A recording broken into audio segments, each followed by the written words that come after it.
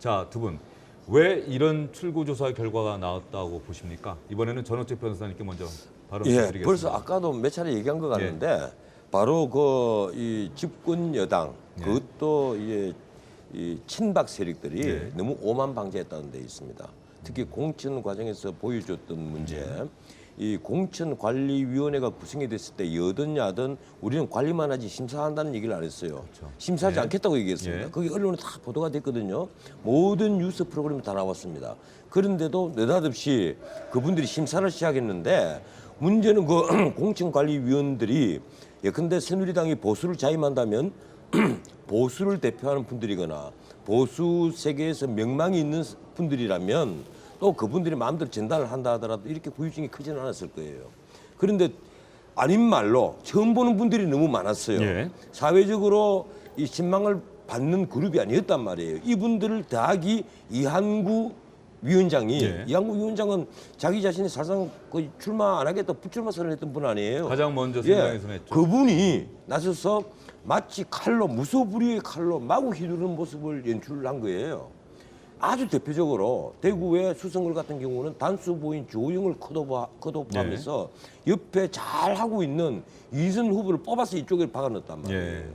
그런 것이 대구 시민들이 보면 뭐라고 보이겠어요? 우리는 졸로 보이느냐? 거기에 대해서 가장 큰 피해는 이인선 후보가 뛰고 있던 중랑구 선거구민 그리고 수성을에 조영을 컷오프하고 이인선을 박아넣었으니까 수성을이 선거구민이에요. 가장 큰 피해자란 말이에요.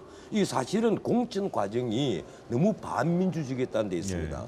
이런 걸 보면서 가령 수도권에 있는 서울 시민들이 이번에 얼마나 많이 입안했는가 하는 모든 이유가 여기는 다 잠복돼 있다고 봐요. 그러니까 혼나봐라. 후보는 더불어민주당을 찍고 그리고 교차 투표로 해서 나는 정당 투표는 국민의당을 찍은 것이 아니겠느냐. 그런데 문제는 이 끝에 반성이 있으면 좋은데 저는 새누리당이 그렇게 크게 반성하지 않으리라고 봅니다. 아직까지도 그 호가호위하고 이 완장질하는 버릇은 여전하고 쉽게 버리지 못할 거예요. 그래서 이런 이 총선의 결과가 앞으로 더 나가서 권력을 재창출하는데도 영향을 미칠 가능성이 매우 높다. 저는 이렇게 봅니다. 역시 전원책 변호사님께서는 새누리당을 중심으로 해서 이번 SBS 출구조사 결과를 분석을 해주셨습니다. 자, 그러면 정봉주 전 의원께서는 왜 이런 출구조사 결과가 나왔다고 보십니까? 아무래도 야당 중심으로 한번 말씀해 주시겠습니까? 양당의 공천 과정에서 이른바 이제 자살골 행진이 이어지잖아요. 주거니 받거니 하면서 마치 막장 드라마가 누가 더 막장으로 가는지를 보여주는 듯한 그거에 대한 심판, 그거에 대한 분석은 다 됐고요. 저는 그 출구 조사가 충격적이다라고 하는 얘기를 간혹 이제 언론사에서도 얘기하고 그러는데 전 개인적으로 충격적이지 않습니다.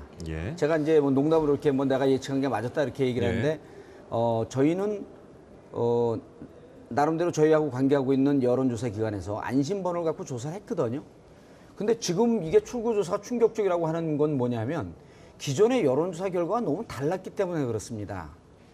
그런 출구조사가 지금 대체로 맞는 것이라고 전제한다면 이전까지 여론조사했던 기관들, 그 여론조사한 기관을 발표했던 언론사들 이런 부분에 대해서 그냥 무방비로 놔둬야 되는지. 왜냐하면 여론조사 결과가 결국은 진행되는 선거운동이 진행되는 와중에 표심에도 영향을 미치거든요. 그렇죠. 근데 여론조사가 이렇게 내놓고 무작위로 틀리는데도 계속 그 여론조사를 발표하고 또 믿고 이런 과정이 그래서 저는 이번에 청심환을 먹어야 될 때가 언론사와 여론조사 기관이라고 생각을 합니다. 그리고 이렇게 무책임하게 틀린 부분에 대해서 법적으로 제재를 갈 수 있는 이런 수단을 좀 강구해 줘야 돼요. 그러면 저는 개인적으로 출구조사를 보고 역시 우리가 안심번호를 갖고 조사한 결과와 일치했다. 그럼 국민들이 보기에 도대체 이 여론조사 기관을 도대체 어떻게 해야 될 거냐. 이 부분을 하나 짚어 넘어가야 되고 자, 공천 과정에서 이렇게 여러 가지 문제가 있고 국민들은 그거에 대한 빼가네요? 그거에 대한 아직 시간이 안 됐습니다. 냉혹한 심판을 했는데 저는 문제는 이 다음에 정치를 보는 관전 포인트를 어디로 갈 것이냐. 새누리당 같은 경우는 기존에 있는 당선된 의원들과 무소속 당선된 의원들이 입당을 할 것이냐 말 것이냐를 그 다음에 전당대회 때 당권을 주고 어떠한 투쟁을 할 것이냐. 이걸 갖고 이제 앞날을 봐줘야 될 거 아니에요? 더민주당도 김종인 위원장이 운영하는 당. 그다음 문재인 대표가 어떠한 정치적 입장을 취하는 당, 새로 입성하는 의원들이 전당대회를 통해서 어떠한 정치를 정당을 만들 것인가라고 하는 이러한 앞날을 내다보면서 당을 바라봐야지. 예. 자, 이제 여론조사 그 출구조사 나왔습니다. 그 결과도 좀 있으면 나올 예. 겁니다. 그리고 이것은 국민들의 심판은 내용했다라고 하는 결론은 여야가 공이 똑같습니다. 예. 그럼 앞으로 당신들이 정치를 잘하고 당신들을 감시하기 위해서 무엇을 봐줘야 되냐면 전당대회를 보고 그리고 전당대회를 통해서 유승민을 비롯한 원외 그 무소속이 들어가느냐. 그다음에 여기는 김종인과 문재인 두 대표가 어떠한 입장을 취할 것이냐. 이것을 각 당의 지지자들은 예의주시하면서 보면서 그 당이 제대로 갈 수 있도록 채찍을 좀 들어줬으면 좋겠다. 이런 생각입니다. 자, 두 분 말씀을 잘 들었습니다.